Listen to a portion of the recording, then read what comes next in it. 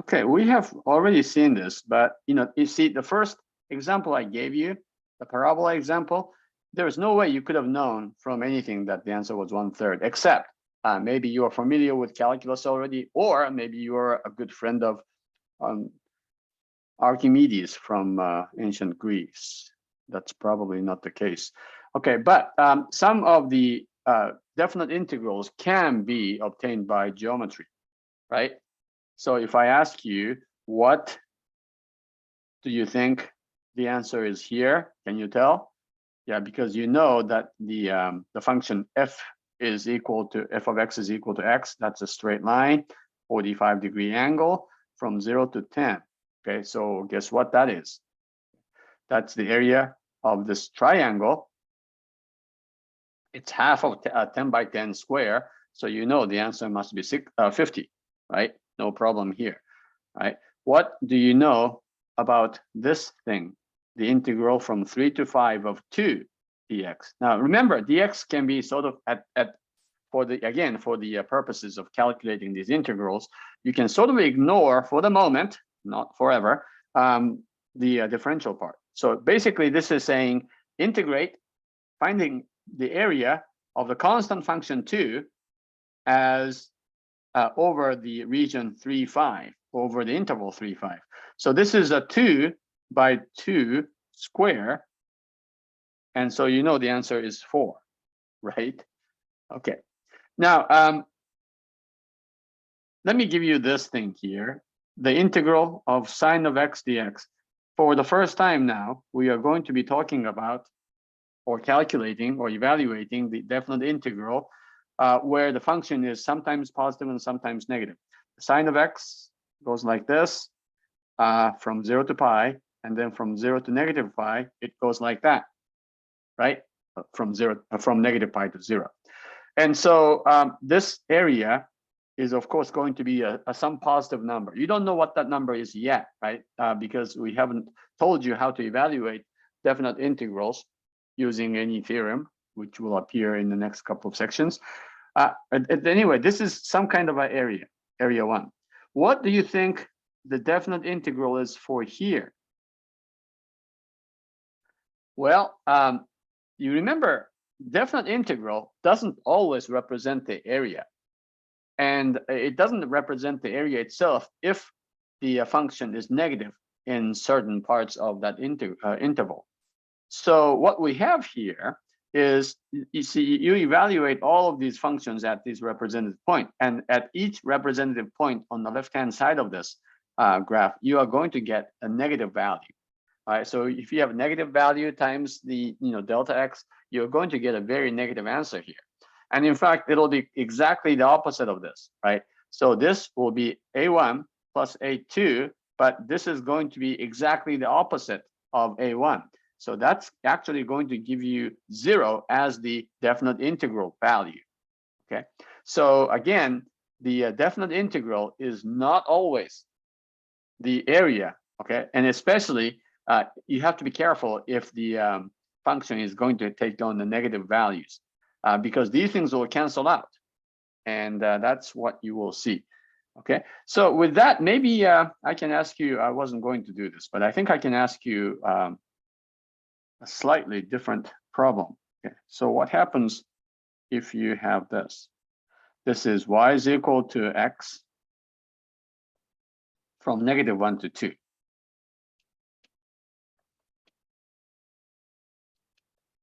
What do you think? Okay, it's going to be the area of this triangle. That's going to be a positive number, right?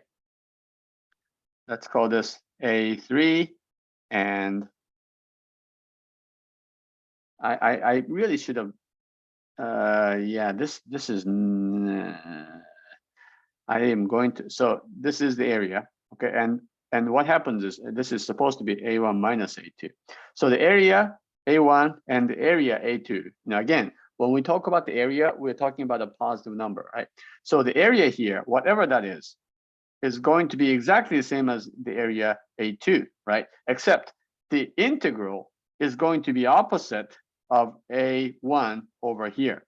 So if you take the integral, the areas will cancel out, the positive area and the negative part of that area, and so that is going to be 0, right? So over here, our area is what? It's 2, right? And the area here is 1/2.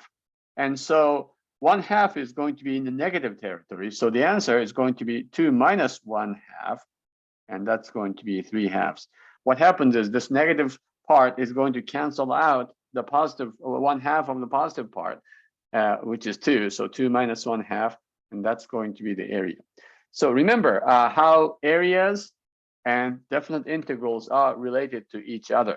And so you do need to know that sometimes if certain functions are negative in certain parts, then those things will cancel each other. Okay.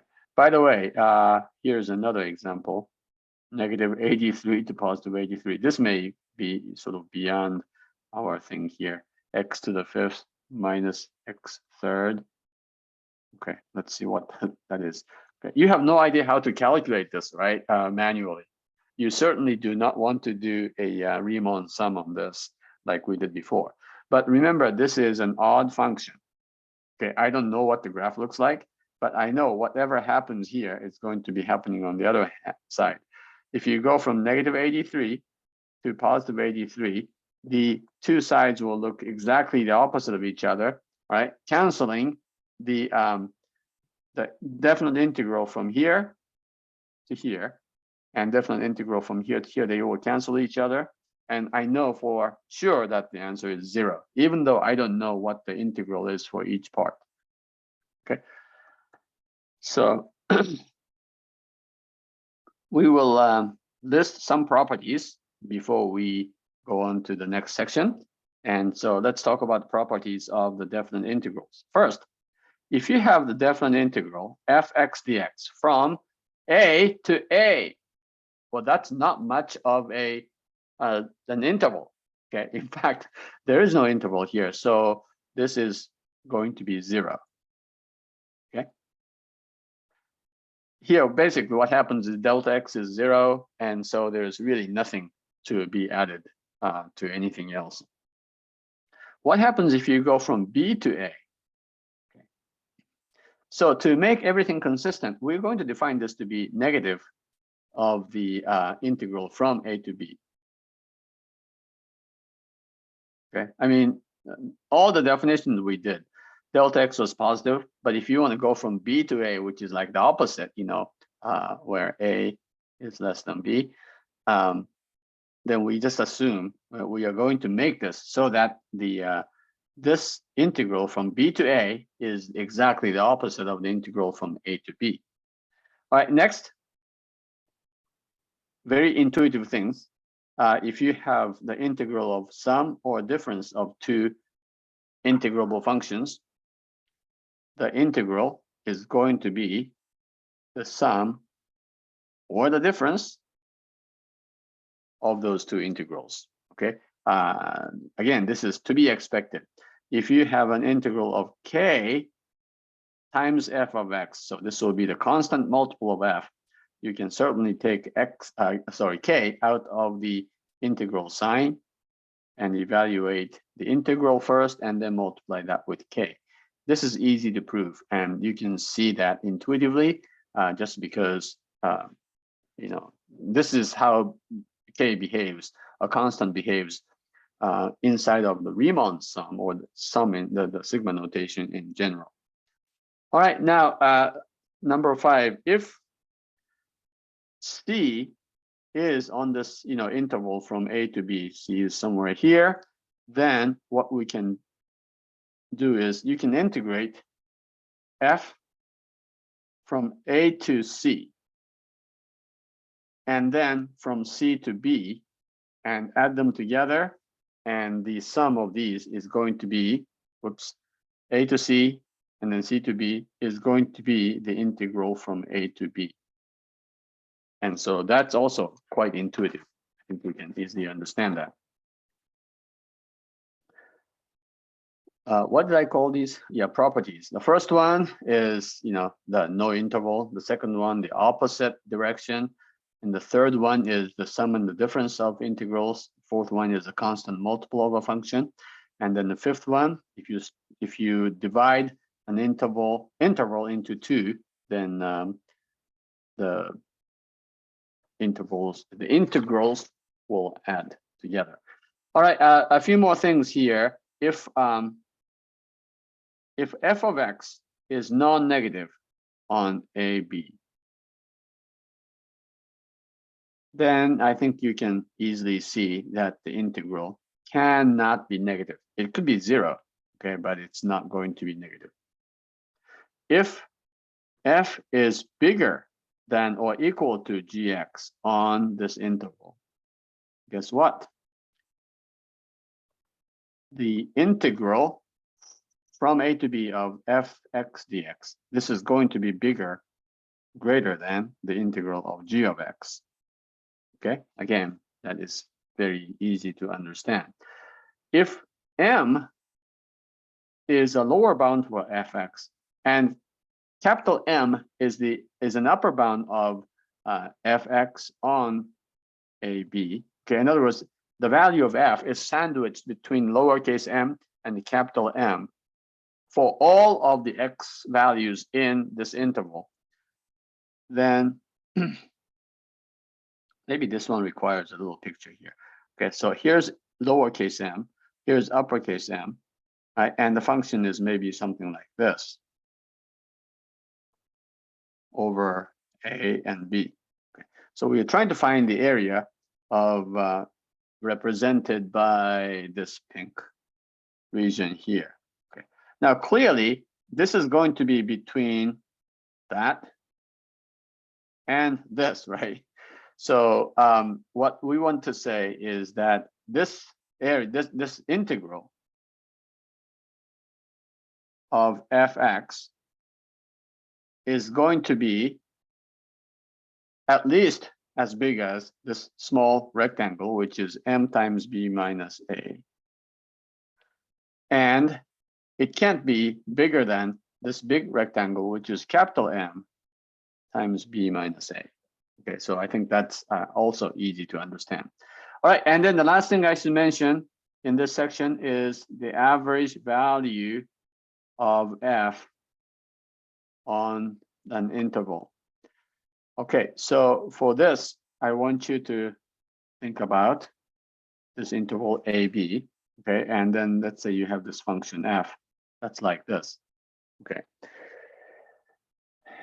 All right, what's the average value? It's certainly not here, right? It's certainly not here. It's somewhere, let's go ahead and erase these. It's somewhere like maybe around here, right? So what do we mean by the average? Like if f of x is the temperature from time A to time B, you can talk about the average temperature in this time interval from A to B, right? And so what you want to say is this is like the average, so that the top part, the excess part, the overestimated part is going to be the same as or cancel out with the underestimated part, right? That's what we want, right? Another way of thinking about this is, let's say you have this like a sand, you know, like an ant farm. You have these two like pieces of glass, and then you put dirt in there, and you put ants, and you can see the ants crawling, you know, from each side of the glass and so on. What happens is maybe if this is the sand, okay, and you're going to just shake this, and eventually the sand will settle maybe around this level. That is what we want to call the average. All right, so let's say the average is, we are going to denote this as f of AVE. BAVE, it's f average or f subscript average or f sub average, okay? So how do you represent this? F average is equal to what, right? So we want this to be, maybe I should say, we want f average, you don't have to put the parentheses. We want f average time. See, the thing is, the volume of the sand is still the same. If this is the sand, and if you shake it, and if it just sort of ends up here, this should be the volume of the sand, right? Which is that F average times B minus A, right? That is the height times the base and the length, which is the area of the rectangular region here. You want this to be the same as this entire interval, or the integral, which is f x, or the integral of f from a to b. And that is the area under the region, which represents the amount of sand we have in that metaphor or the example. If this is a sand thing, and if you shake it, it should settle everywhere on the average length. So again, the amount of sand doesn't matter. So this is the area of the rectangular region after shaking, and this is the amount of sand before that. And therefore, you can find this completely makes sense. The average value of f is going to be the integral divided by the length of the interval, a minus b, right? So I think that should make sense. Okay, so here's an example. Remember, y is equal to fx from 0 to 1. The value of the function is like this. Oops, I guess I should make this a square. Recall, we did this hard calculation from 0 to 1 of x squared dx was 1/3. Okay, so what's the average? Which is f average, in this case, is equal to 1/3 divided by the length of this, which is 1/3. Okay, so if you have to give an average value of f of x squared between 0 and 1, it will be right around here. In another way of saying this is, if this black area represents like the sand, if you shake this, then and to make it flattened, then the sand will settle at this level 1/3. Okay, so that concludes section 5.2, and hopefully you will not have to do any more of this Riemann sum calculation after you do your assignment on this section, because in section 5.3 I will show you a better way.